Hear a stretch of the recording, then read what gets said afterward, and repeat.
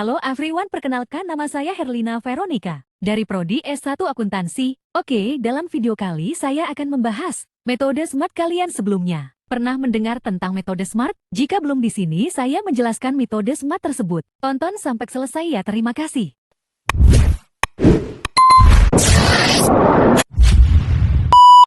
Oke, di sini yang pertama, ada pentingnya penetapan tujuan yang efektif. Menetapkan tujuan yang jelas adalah fondasi utama dalam pengembangan pribadi ini. Tanpa tujuan yang terarah, seseorang cenderung kehilangan fokus dan motivasi dalam menjalani proses, belajar, maupun kehidupan sehari-hari. Tantangan umum yang sering dihadapi adalah membuat tujuan yang umum, tidak terukur, atau tidak realistis, sehingga sulit untuk tercapai dan dievaluasi kemajuannya. Metode SMART hadir sebagai solusi praktis untuk membantu individu merumuskan tujuan secara lebih terstruktur, jelas, dan dapat diwujudkan, menjadikannya alat yang sangat relevan dalam mata kuliah pengembangan pribadi ini. Nah, selanjutnya, apa itu metode SMART? Jadi, metode SMART itu dibagi menjadi 4. Yang pertama, spesifik, achievable, measurable, relevan, dan time-bound. Kemudian masuk ke metode spesifik. Tujuan harus jelas, detail, dan tidak ambigu agar mudah dipahami dan dicapai. Contoh tujuan spesifik, yaitu meningkatkan kemampuan presentasi dengan berlatih minimal 2 kali seminggu selama 1 semester. Yang kedua, dampak tujuan spesifik, meningkatkan fokus pada langkah yang perlu dilakukan, mengurangi kebingungan, dan menentukan prioritas. Memperkuat motivasi karena arah yang jelas. Kuncinya ada. Jawab pertanyaan apa, siapa, di mana, kapan, dan mengapa dalam merumuskan tujuan Anda. Nah, selanjutnya ada juga metode measurable atau disebut dengan terukur. Tujuan harus memiliki indikator yang dapat diukur secara kuantitatif maupun kualitatif untuk mengevaluasi kemajuan secara objektif. Contohnya, mencapai skor minimal 80 pada ujian presentasi akhir semester. Tentukan ukuran yang realistis dan relevan dengan kemampuan saat ini. Gunakan data, angka, atau kriteria yang jelas sebagai tolak ukur keberhasilan.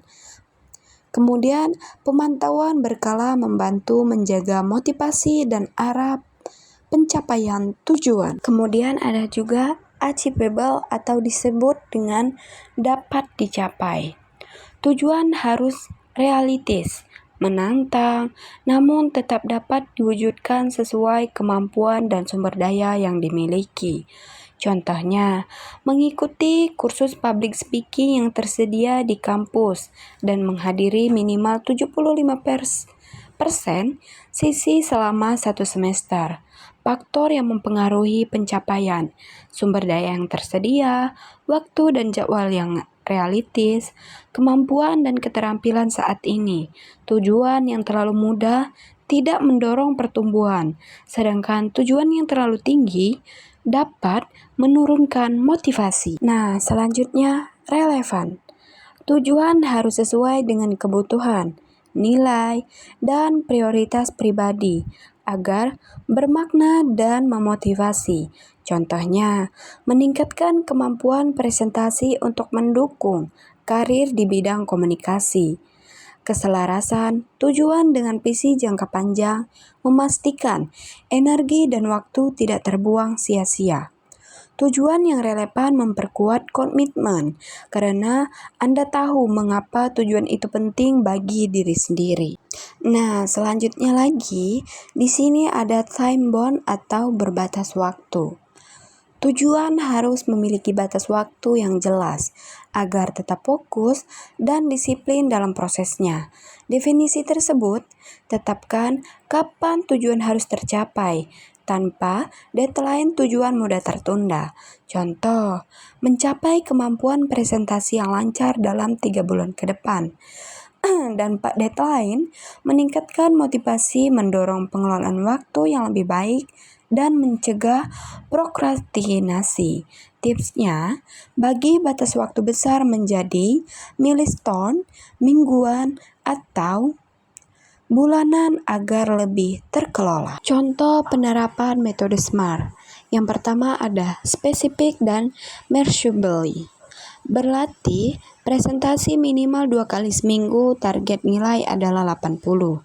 Yang kedua, achievable dan relevan. Ikuti kursus public speaking di kampus untuk karir komunikasi. Yang ketiga, time bound. Capai kemampuan presentasi lancar dalam 3 bulan ke depan. Yang keempat, integrasi SMART. Tujuan, terstruktur, terukur, realistis, relevan, dan terbatas waktu. Manfaat metode SMART. Yang pertama, fokus dan arah yang jelas. Yang kedua, pemantauan kemajuan. Yang ketiga, motivasi dan disiplin. Yang keempat, tujuan realistis dan relevan. Yang kelima, percepat pencapaian target. Yang keenam, evaluasi diri yang efektif. Langkah-langkah menerapkan SMART.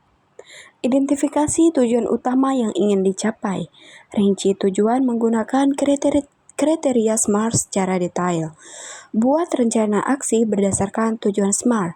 Evaluasi berkala dan lakukan penyesuaian jika diperlukan. Nah, selanjutnya masuk ke tantangan dan solusi SMART. Tantangan. Terlalu optimis atau rendah hati dalam menentukan target achievable. Sulit mengukur kemajuan secara tepat atau disebut dengan measurably. Kurangnya komitmen terhadap batas waktu, time bound.